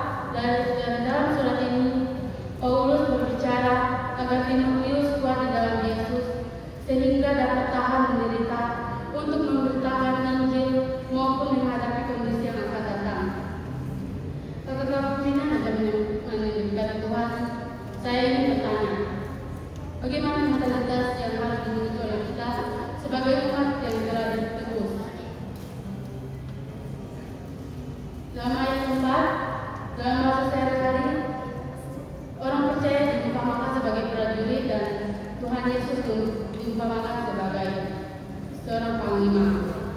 Seorang prajurit yang sedang tugas tidak dapat menunjukkan dengan bersih sendiri, sebab ia ingin menyenangkan hati sang panglimanya. Seorang tentara pastinya akan dilatih secara fisik, contohnya bangun pagi, berbaris, strategi, dan dilatih juga cara mengenal musuh dan berbagai strategi perang. Semua itu pasti akan terasa berat di awal. Namun, itu dijadikan gaya hidup akan terbiasa dan sangat bermanfaat di medan perang. Saat ini, Paulus menunjukkan kepada kita untuk tetap setia dalam Tuhan. Sebagai anak-anak yang telah ditebus, kita harus membawa keselamatan di dunia yang sesat ini. Pada ayat yang kelima, seorang olahragawan tidak akan menjadi juara dalam satu pertandingan jika ia tidak menaati peraturan-peraturan yang ada. Paulus memberikan gambaran yang kedua adalah seorang olahragawan. Untuk menjadi seorang olahragawan, pastinya kita akan dilatih secara fisik, teori, dan juga mental, dan diberikan makanan untuk membantu stamina. Secara teori kita dilatih untuk mengenal Tuhan dengan baik dan benar. Apa yang menjadi rencana dan kehendaknya untuk kita pada akhirnya, kita sebagai orang percaya yang dipanggil dan disuruh Tuhan untuk mempraktikkan firman Tuhan. Pada ayat yang ke-6, seorang petani yang bekerja keras adalah bersama-sama mendapat hasil tanaman. Seorang petani ini untuk mendapatkan hasil tanaman tentunya harus melewati berbagai proses terlebih dahulu. Petani tersebut harus membagi tanah, membuat aliran air, menanam bibit. Setelah beberapa bulan kemudian siap dipanen. Sebagai menjadi Kristen, melakukan bersama-sama untuk melayani Tuhan. Saat ini kita memperingati Paskah. Bagaimana kita ketahui bersama, Yesus lahir di dunia untuk menyelamatkan umat manusia yang berdosa. Dia disalibkan dan pada hari ketiga bangkit. Proses yang begitu panjang dilalui Tuhan Yesus Kristus untuk menyelamatkan kita dari dosa. Maka saya mengajak kita semua remaja Kristen untuk menjadi anak-anak takut Tuhan yang siap dibentuk agar memiliki hati yang bersih dan menjadi pribadi yang siap ditanamkan kebenaran firman dan menghasilkan buah-buah yang hidup. Demikian renungan kita pada saat ini. Tuhan Yesus memberkati dengan firman. Amin. Amin. Wow. Luar biasa dia. Iya. Jadi pendeta luar biasa semua ini Kak Ibu ya. Iya, benar. Oleh sebab itu, adik-adik remaja, Pak Pendeta, Ketua PABG, ya inilah hasil didikan kami sebagai pimpinan remaja. Tapi saya lihat tidak semua yang hadir. Iya. Menampilkan diri untuk mengikuti lomba. Iya, yang pastinya adik-adik remaja semua mampu dan bisa berdiri depan untuk bersaksi bagi Tuhan. Iya, Kak Ibi, Kak Yani, serta anak-anak remaja. Sementara Pak Juri akan menilai, kita mau panggil dulu semua peserta. Boleh? Iya, semua peserta. Iya, semua peserta boleh maju di boleh tampil depan. Iya. Dari undian 1 sampai undian 18. Iya, silakan. Iya. Semua peserta yang ketampilkan silakan. Wow, mereka juga ini yang luar biasa. Dari remaja, calon-calon pemimpin gereja di depan. Ternyata mereka mampu mengekspresikan firman Tuhan lewat khotbah yang barusan berlangsung. Ya, silakan ambil barisan di depan.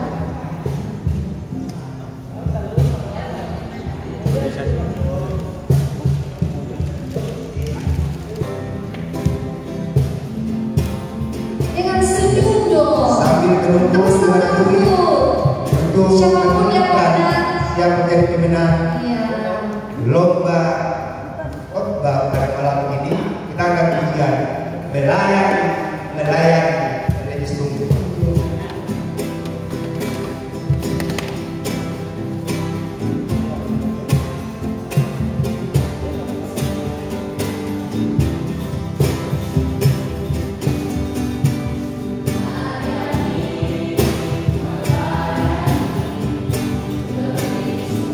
Melayani sungguh. Melayani lebih sungguh.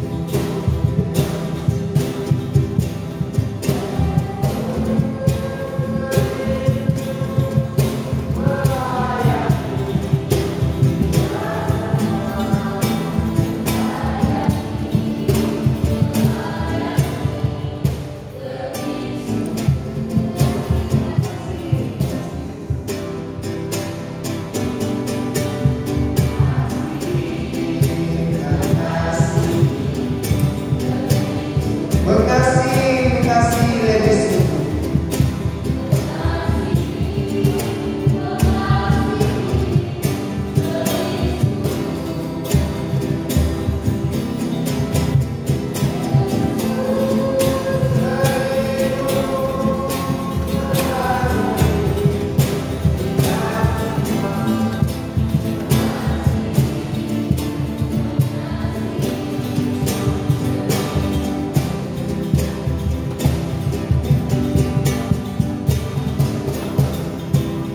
Ya, sepertilah melayani dan mengasihi.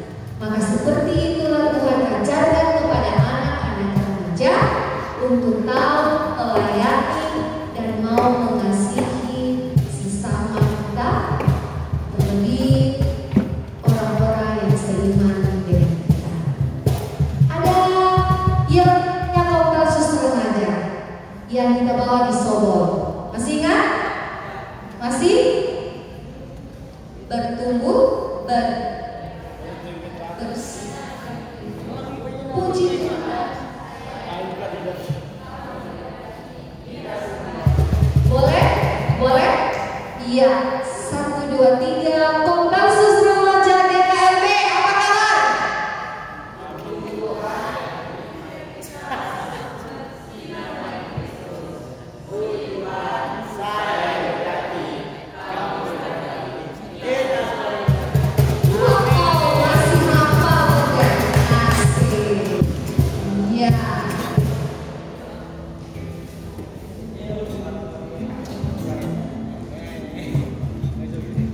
Ya, sementara Wan Juni menilai, ya, kita ucapkan terima kasih kepada panitia PHBG yang malam ini Ketua PHBG tahun 2022 ada bersama-sama dengan kita Kopassus Remaja dan beserta teman-teman panitia PHBG tahun 2022. Ya, sebentar yang akan menyerahkan juga hadiah. Nanti dimohon kesediaan kepada Ketua PHBG untuk menyerahkan. Dan siapa pemenangnya ditanda tangannya. Tetap yakin pasti saya yang pemenang. Saya pasti bisa. Iya. Bagaimana? Kalau mau foto bersama dengan Ketua PHBG? Bisa? Boleh? Iya. Kepada Kak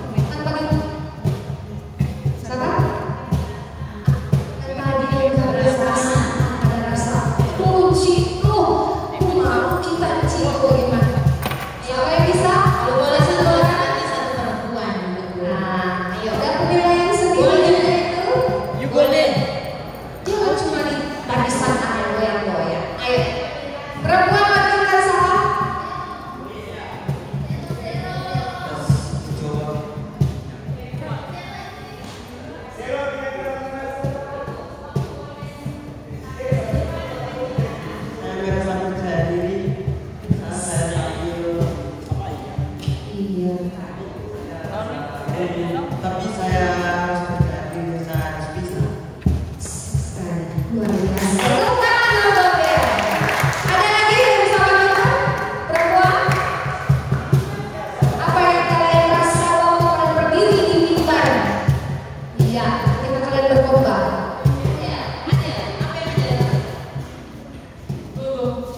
Oh, pasti gugup.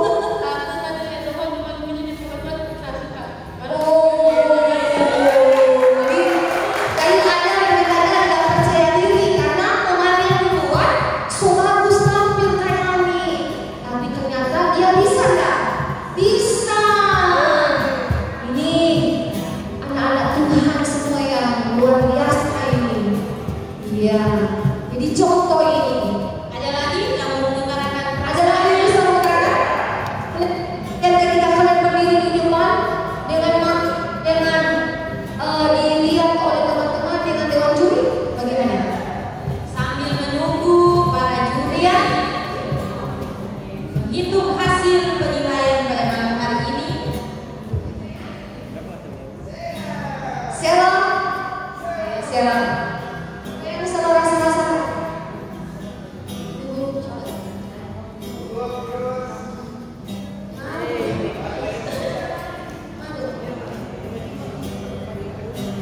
Kalau gugup dan malu, ya itu memang yang rasain ketika mau tampil, ketika mau ikut lomba. Tapi ternyata ketika kalian tampil, rasa itu semua gugup, takut, malu, dan semuanya hilang nggak? Karena Tuhan Yesus sudah lihat, oh ini si A dia semua tampil. Tuhan ada di samping, bantuan anak kalian ketika kalian ikut lomba. David bagaimana?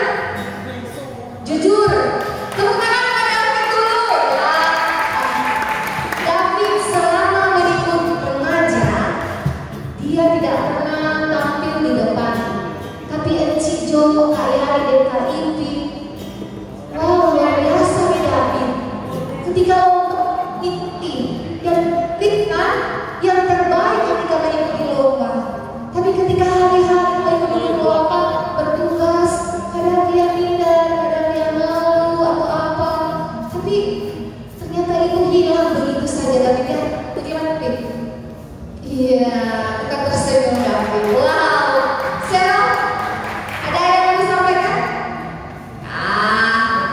Selo bukan pertama tadi, ya. Tapi Selo bisa buat semua. Bagaimana Selo? Luar biasa. Siapa lagi? Ayat ini baru masuk dengan Edo di remaja, tapi mereka sudah bisa tampil. Lagi tangan dulu kan? Ya. Dia bisa. Wah, ada yang bisa sampaikan? Ada? Ya, siapa lagi? Jojo. Bagaimana Jojo? Jojo. Dova. Oh. Gimana? My Desti.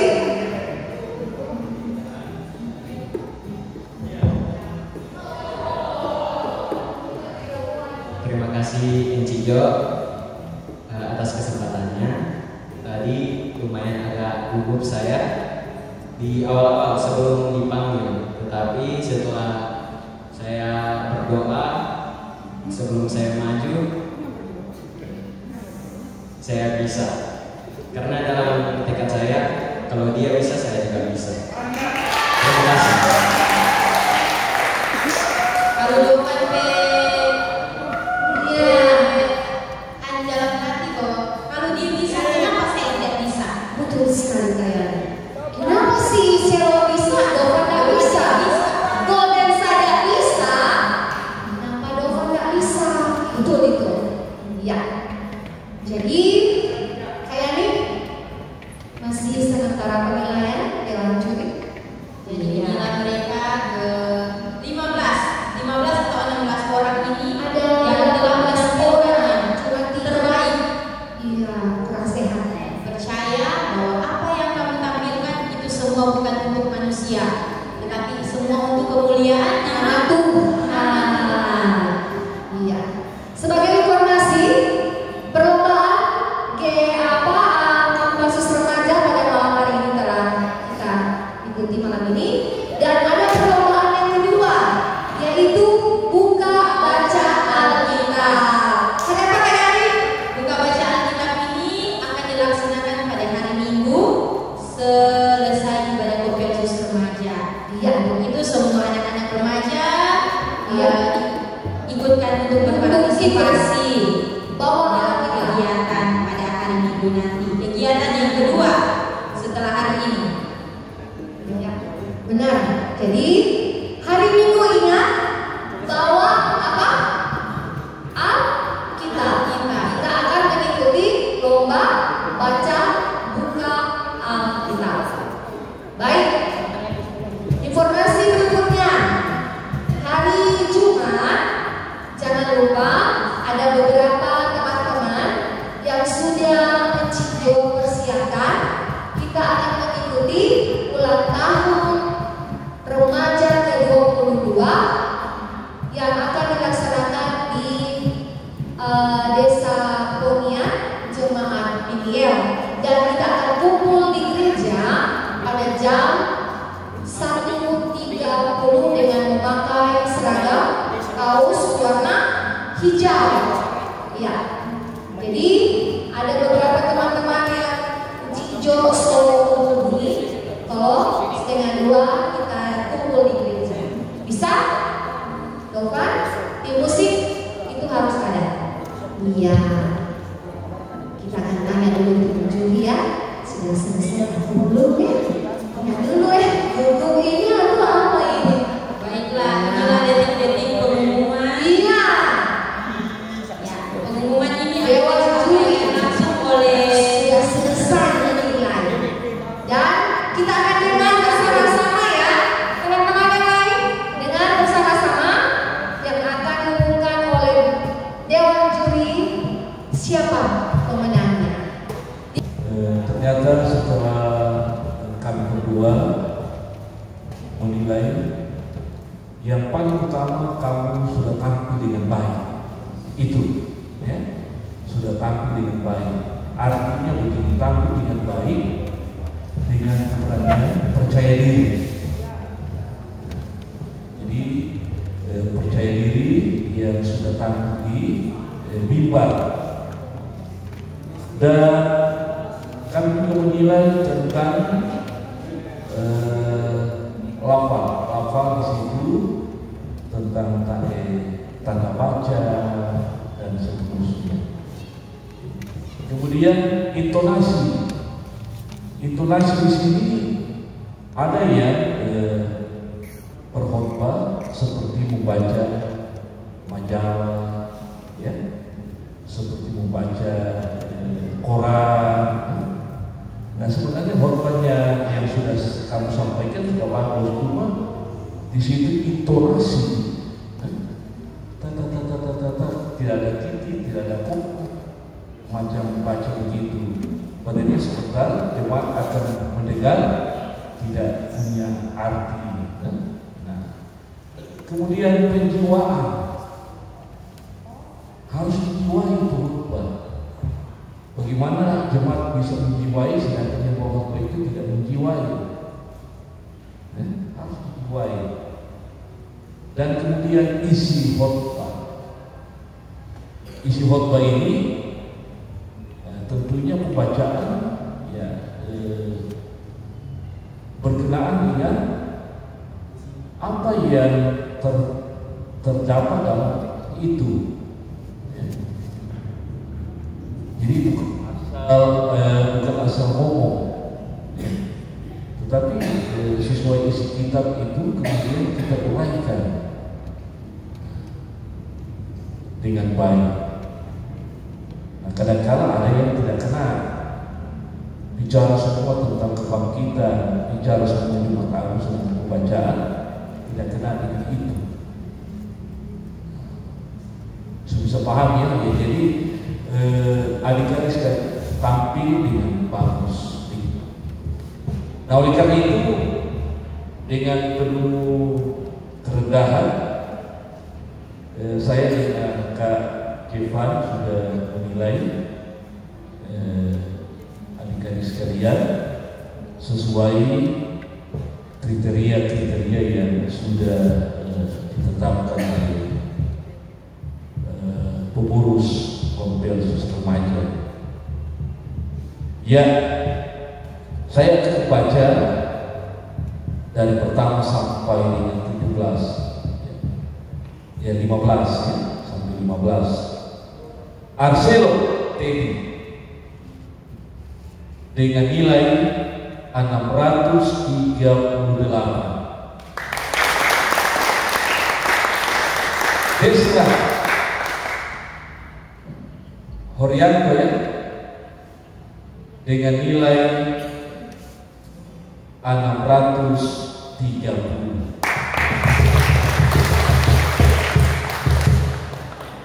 Tiga, David Tangke dengan nilai 593. 4, Jonathan Kume dengan nilai 661. Putri Genisa Warkula dengan nilai 666.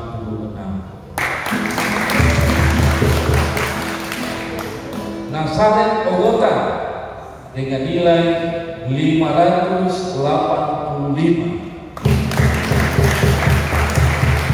Sena Saruma dengan nilai 696. Rian Aryo Pratama dengan nilai 590.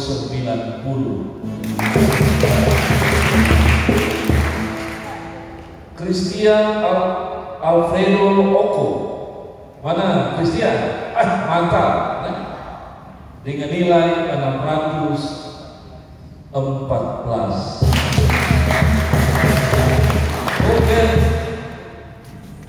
Bolden dengan nilai 580. Ristan Patori dengan nilai 630. Selita Simpo dengan nilai 618. Novan Gogali, mana Novan? Dengan nilai 705.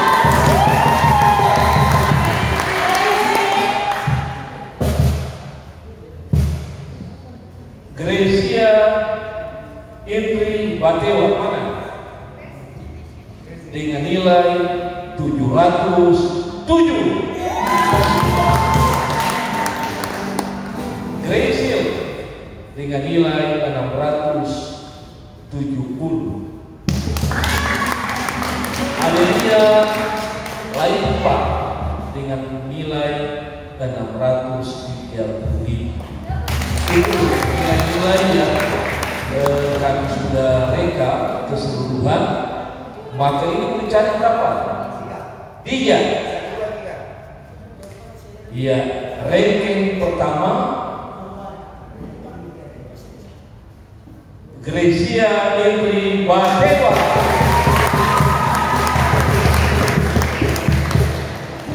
Ranking 2 Novan Gogali.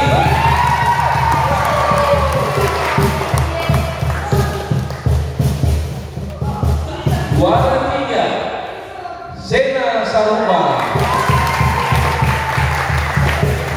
Karena cuma 3 yang dicari, maka 1, 2, 3 sudah dibacakan.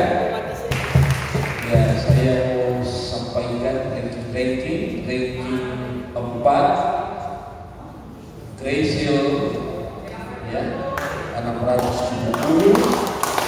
Ranking 5 Putri Genisa ya ranking 5. Ranking 6 Jonathan Kume. ranking 7 Arcelo Teddy, ya. Ranking 8 Adelia Laimba, ya. Ranking 9 Desra Orianto, ya. Ranking 10 Selomita Sintu. Ranking 11 mana ini ranking 11?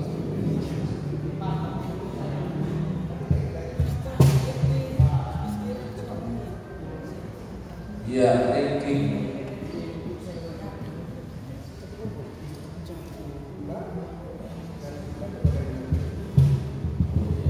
ranking 9 ada 2 di sini. Desra Orianto dengan Tristan Paton. Ranking 10 Selomita Sintu. Ranking 11 Christian Alfredo Oko. Iya. Ranking 12 David Tangki. Ranking 13 Rian Aryo Pratama. Dan ranking 14 iya Nasare Bogota. Ranking 15 mana Golden ranking 15. Ya, hasil yang sudah kami laksanakan, ya kiranya Tuhan memberkati.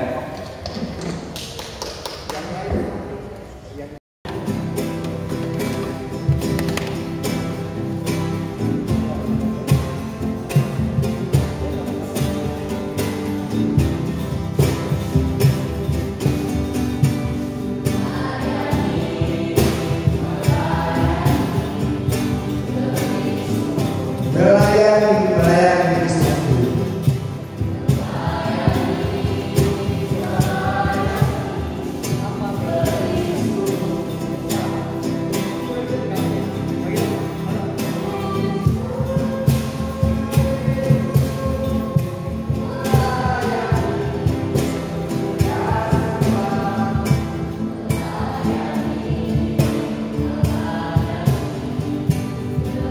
Melayani